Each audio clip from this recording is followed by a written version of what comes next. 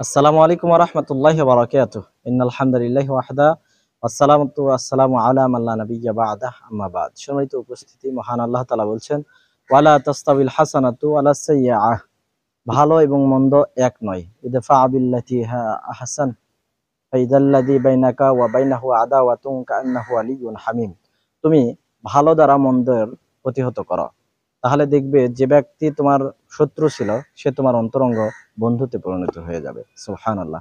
সম্মানিত উপস্থিতি, দেশ থেকে বিতাড়িত আমাদের সাবেক প্রধানমন্ত্রী, এরপরে তার দলীয় নেতা নেত্রীদের উপরে আরো এক শ্রেণীর মানুষেরা যে অত্যাচার করতে চাচ্ছে, সুযোগ পেয়েছে, ক্ষমা করতে শিখতে হবে। সম্মানিত উপস্থিতি, দেখুন, আমরা জানি যে ইউসুফ আলাইহিস সালামের 10 ভাই বৈমাত্রীয়, তারা তাকে কূপে নিক্ষেপ করলো হত্যার উদ্দেশ্যে। তিনি বেঁচে ফেরত হলেন।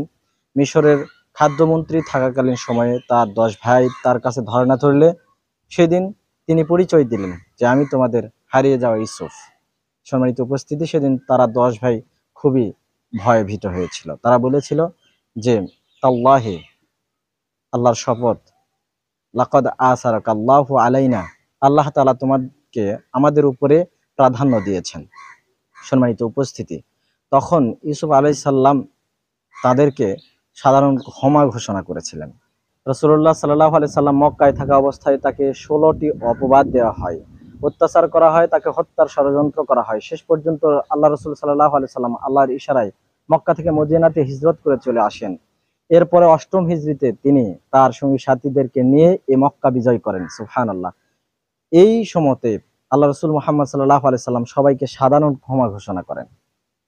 সম্মানিত উপস্থিতি, এক রক্তক্ষয়ী যুদ্ধের, এক রক্তক্ষয়ী সংঘর্ষের হাত থেকে এই বিশাল বিজয়টা রক্ষা পায়। সম্মানিত উপস্থিতি, সেই দিনও নবী মুহাম্মদ সাল্লাল্লাহু আলাইহি সাল্লামের কাছে এসে আবু সুফিয়ান যখন এই কথা বলেছিলেন যে তাল্লাহি, আল্লাহর শপথ, লাকাদ আসারাকাল্লাহু আলাইনা, আপনাকে আল্লাহ তাআলা আমাদের উপরে প্রাধান্য দিয়েছেন, মর্যাদা দিয়েছেন, তখন আল্লাহ রাসূল সাল্লাল্লাহু আলাইহি সাল্লাম তাদেরকেও একই জবাব দিয়েছিলেন যা ইউসুফ আলাইহিস সালাম দিয়েছিলেন।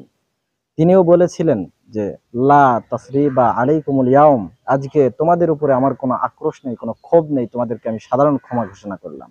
সম্মানিত উপস্থিতি, আজকের দিনে আমাদেরও উচিত এই দেশকে আমাদের গড়াতে হবে। এজন্য কারো প্রতি আক্রোশ নয়, কারো প্রতি বিদ্বেষ নয়। আসুন সবাই মিলে হাতে হাত দিয়ে এই দেশটাকে আমরা গড়িয়ে তুলি, এই দেশটাকে শান্তিতে ভরপুর করে তুলি। আল্লাহ তাআলা আমাদের দেশের সহায়ক হোক। আমিন। ওয়া আখিরু দাওয়ানা আনিল হামদুলিল্লাহি রাব্বিল আলামিন। আসসালামু আলাইকুম ওয়া রাহমাতুল্লাহি ওয়া বারাকাতুহু।